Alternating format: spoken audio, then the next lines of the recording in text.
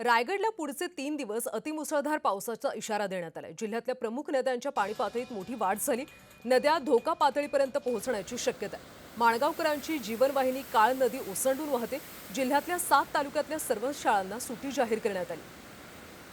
नागरिकांना घरीच थांबण्याचं जिल्हा प्रशासनानं आवाहन केलं। आणि याचा आढावा घेतलाय आमचे प्रतिनिधी अजेश नाडकर यांनी। मागील 4 दिवसापासून सुरू असणाऱ्या जोरदार पावसामुळे नदी नाले जे आहेत ते आता तुडुंब भरून वाहत आहेत।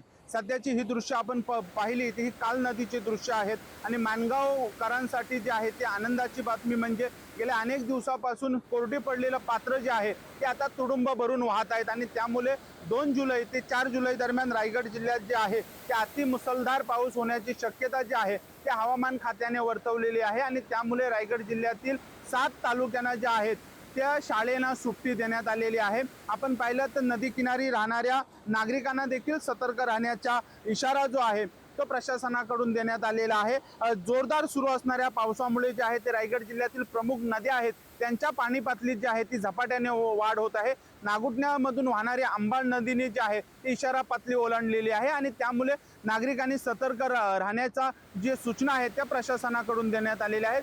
2 जुलै ते 4 जुलै दरम्यान पूरजन्य परिस्थिती निर्माण होऊ शकते आणि त्यामुळे जिल्हा प्रशासन जो आहे तो सतर्क असल्याचं पाहायला मिळत आहे। अजेश नाडकर, जय महाराष्ट्र न्यूज, रायगड।